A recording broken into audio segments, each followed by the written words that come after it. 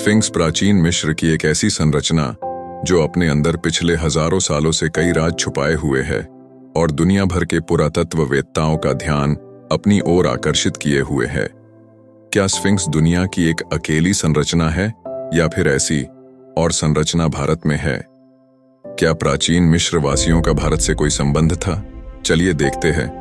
बलूचिस्तान जो कभी प्राचीन भारत का हिस्सा था, उसके मकरान तट रेखा के उजाड़ चट्टानी परिदृश्य के भीतर छिपा हुआ एक वास्तुशिल्प रत्न है जो सदियों से अनछुआ और अनदेखा किया गया, जिसे कहते हैं बलूचिस्तान स्फिंक्स।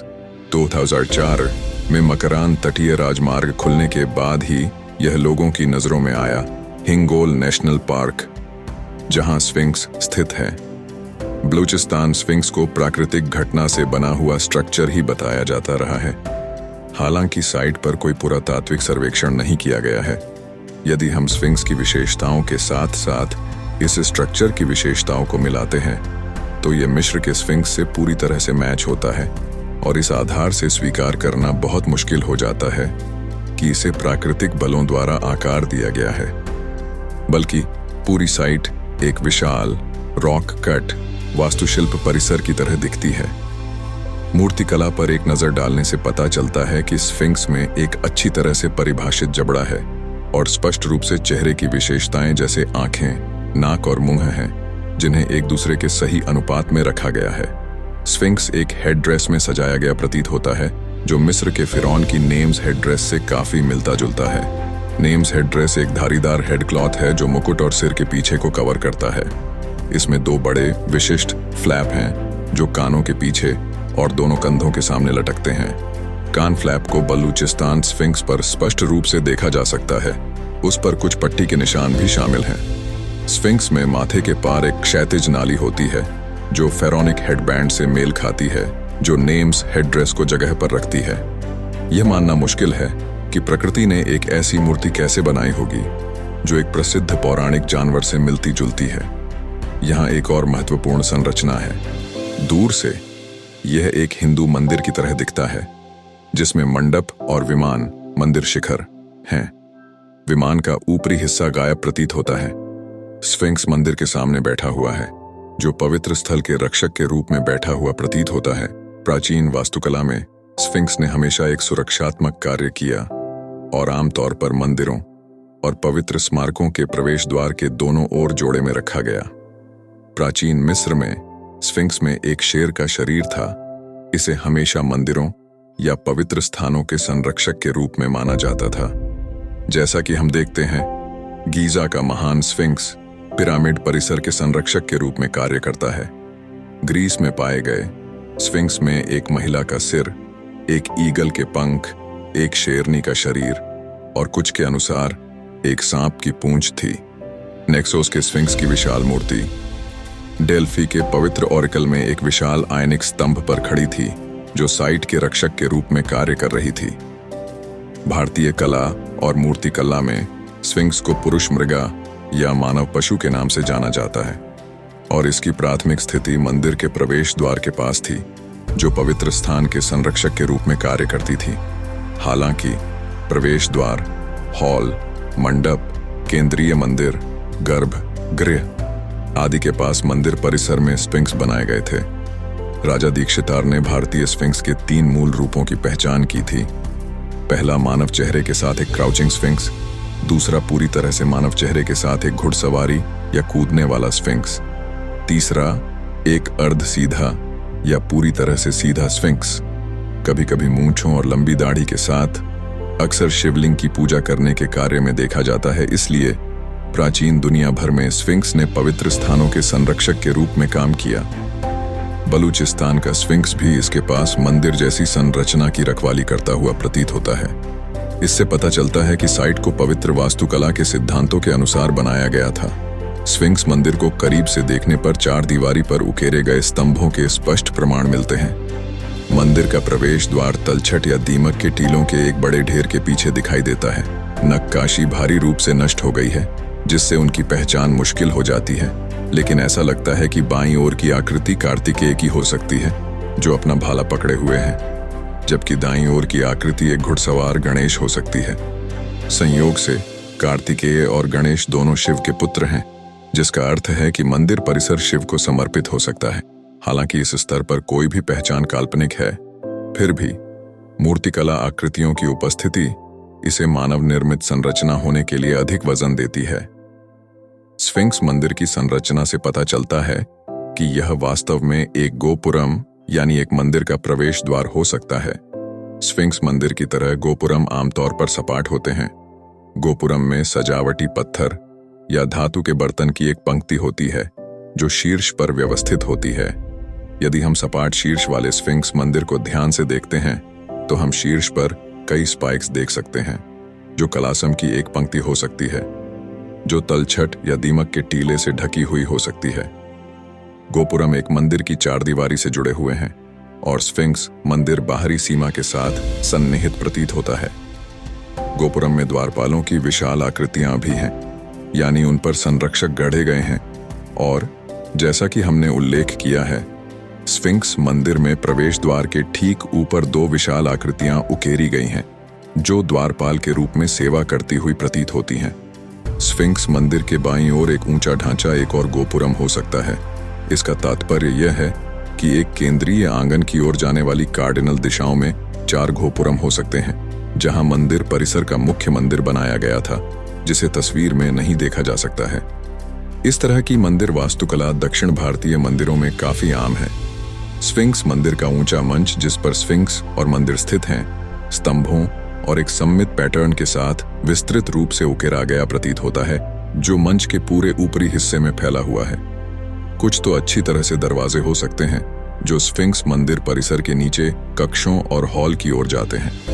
कई लोगों द्वारा यह माना जाता है कि गीजा पठार पर स्फिंक्स के नीचे कक्ष और मार्ग भी हो सकते हैं। यह भी ध्यान रखना दिलचस्प है कि बलूचिस्तान स्फिंक्स और मंदिर एक ऊंचे मंच पर स्थित हैं, जैसे मिस्र के स्फिंक्स और पिरामिड काहिरा शहर को देखने वाले गीजा पठार पर बनाए गए थे। इस साइट की एक और विशिष्ट विशेषता उन्नत मंच की ओर जाने वाले चरणों की एक श्रृंखला है। कदम समान रूप से स्थानबद्ध और समान ऊंचाई के प्रतीत होते हैं। पूरी साइट एक भव्य रॉक कट वास्तुशिल्प परिसर की छाप देती है, जिसे तत्वों द्वारा नष्ट कर दिया गया है और तलछट की परतों से ढका हुआ है, जो मूर्तियों के अधिक जटिल विवरणों को छिपाता है।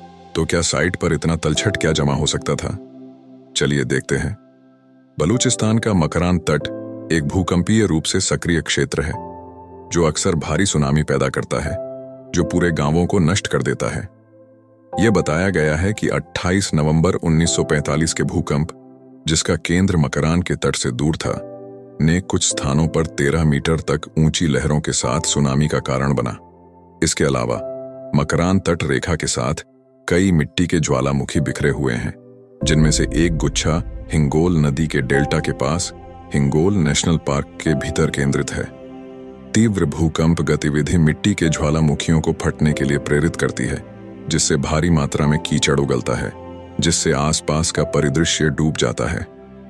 कभी कभी अरब सागर में मकरान के तट से मिट्टी के ज्वालामुखी द्वीप दिखाई देते हैं, जो 1 वर्ष के भीतर लहर कार्रवाई से विघटित हो जाते हैं।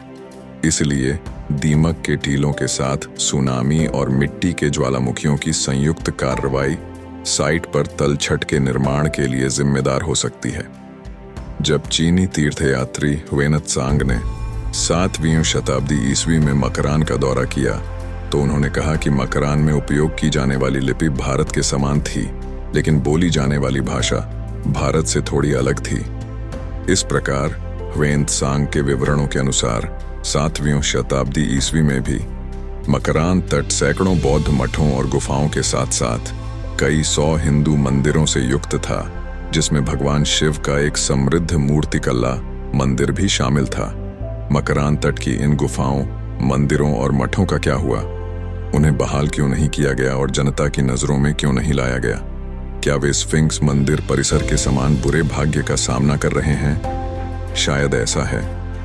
तत्वों द्वारा नष्ट और तलछट से ढके हुए इन प्राचीन स्मारकों को या तो पूरी तरह से भुला दिया गया है या प्राकृतिक संरचनाओं के रूप में पारित किया जा रहा है। सवाल यह है कि मकरान के ये मंदिर कितने पुराने हैं।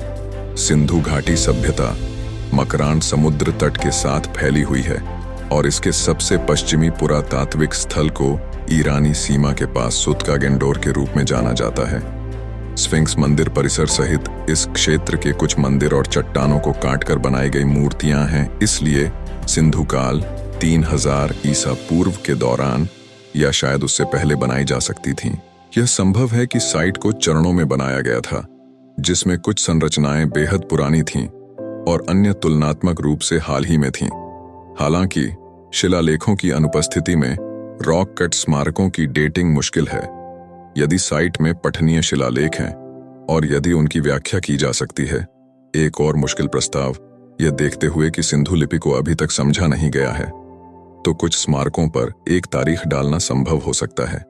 शिलालेखों के अभाव में वैज्ञानिकों को कलाकृतियों, मानव अवशेषों, स्थापत्य शैलियों, भूवैज्ञानिक क्षरण पैटर्न और अन्य सुरागों पर भरोसा करना होगा। भारतीय सभ्यता के निरंतर रहस्यों में से एक उत्तम रॉक कट मंदिरों और स्मारकों का मिश्रण रहा है, जो 3री शताब्दी ईसा पूर्व से बनाए गए हैं। विकास की इसी अवधि के बिना इन पवित्र पूजा स्थलों के निर्माण के कौशल और तकनीक कैसे दिखाई दिए। मकरान समुद्र तट के चट्टानों को काटकर बनाए गए स्मारक सिंधु काल और बाद की भारतीय सभ्यता के स्थापत्य रूपों और तकनीकों के बीच बहुत आवश्यक निरंतरता प्रदान कर सकते हैं। यह मकरान तट के पहाड़ों पर हो सकता है कि सिंधु कारीगरों ने अपने कौशल को निखारा और परिपूर्ण किया, जिसे बाद में भारतीय सभ्यता में ले जाया गया। निस्संदेह बलूचिस्तान के मकरान तट पर पुरातात्विक चमत्कारों का एक आभासी खजाना खोजा जा रहा है। दुर्भाग्य से ये शानदार स्मारक, जिनकी उत्पत्ति अज्ञात पुरातनता में वापस जाती है, उनके प्रति उदासीनता के भयावह स्तर के कारण अलग थलग पड़े हुए हैं। ऐसा प्रतीत होता है कि उन्हें स्वीकार करने या बहाल करने के लिए बहुत कम प्रयास किए गए हैं और लोग नियमित रूप से उन्हें प्राकृतिक संरचनाओं के रूप में पारित करते हैं। स्थिति को केवल तभी बचाया जा सकता है जब इन संरचनाओं पर अंतर्राष्ट्रीय ध्यान आकर्षित किया जा सकता है और यदि दुनिया भर के पुरातत्वविदों की टीमें इन गूढ़ स्मारकों पर शोध, पुनर्स्थापना और प्रचार करने के लिए जाती हैं। मकरान तट के इन प्राचीन स्मारकों के महत्व को शायद ही अनदेखा किया जा सकता है। वे हजारों साल पुराने हो सकते हैं और हमें मानवता के रहस्यमय अतीत को उजागर करने के लिए महत्वपूर्ण सुराग प्रदान करते हैं। खैर, ये संरचनाएं प्राकृतिक हैं या फिर मानव निर्मित, इसका पता तो साइट के पुरातात्विक सर्वेक्षण के बाद ही पता चलेगा। आपको क्या लगता है, कमेंट करके हमें जरूर बताएं। वीडियो पसंद आई तो लाइक और शेयर करें और चैनल को सब्सक्राइब करें। मिलते हैं ऐसी ही इंटरेस्टिंग अगली वीडियो में।